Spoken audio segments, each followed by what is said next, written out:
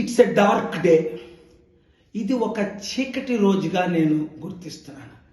JD Lakshminarayana retired IPS officer, నాకెంత క్లోజో మీ అందరికీ తెలుసు. అనేక సార్లు వచ్చారు వైజాగ్ ఆఫీస్కి, హైదరాబాద్ ఆఫీస్కి, ప్రెస్ మీటింగ్లకి, సమిట్స్కి, అన్నిటికీ. ఆయన ఎక్కడుంటారో నాకు తెలియదు. అలాంటిది ఈరోజు జై భారత్ అనే పార్టీ పెట్టారు. ఆయన ఆర్ఎస్ఎస్ అని అందరికీ తెలుసు, బజరంగ దళ, విశ్వ హిందూ పరిషత్ సపోర్టర్ అని. కానీ ఒక పార్టీ పెడతారు అని ఎవరు ఊహించలేదు. ఎందుకంటే అనేక సార్లు ప్రజాశాంతి పార్టీలో చేరుతానని, అంతేకాకుండా పాలుగారు మీకు నేను విశాఖపట్నంలో ఎంపీగా మద్దతు ఇస్తాను, మీరు వస్తేనే గద్దరన్న చెప్పినట్లు అభివృద్ధి జరుగుతుంది, అప్పులు తీరుతాయి, స్టీల్ ప్లాంట్ బాగుపడుతుంది అన్న మాటలన్నీ మీరు విన్నారు అన్ని ఛానల్లో. అలాంటిది 100 కోట్లకు 1000 కోట్లకు అమ్ముడుపోవడమా?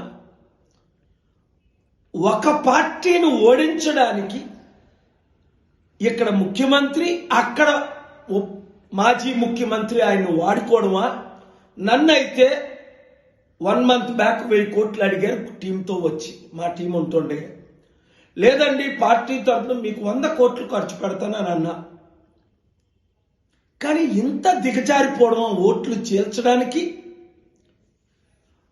కాపులారా, ముఖ్యంగా బీసీలారా, ఆయన బీసీ కాడు, పవన్ కళ్యాణ్ బీసీ కాడు.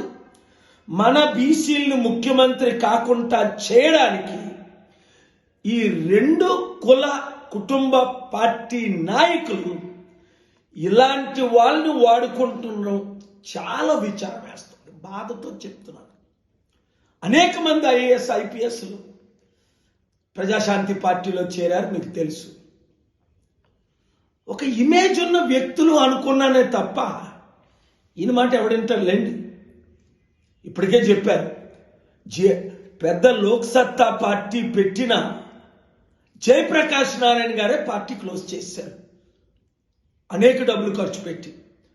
షర్మిలాయే పార్టీ క్లోజ్ చేసింది. ఈయన పార్టీలో ఎవరు చేరరు, ఎవరికి ఓట్ బ్యాంక్ ఉండదు. కానీ మోసగాల్ని, అబద్ధికుల్ని ఎత్తి చూపించడం మన బాధ్యత. రండి మనమందరం కలిసి పనిచేద్దాం, ఇలాంటి వాళ్ళకి దూరంగా ఉందాం. ఈ వీడియో అందరికీ షేర్ చేయండి.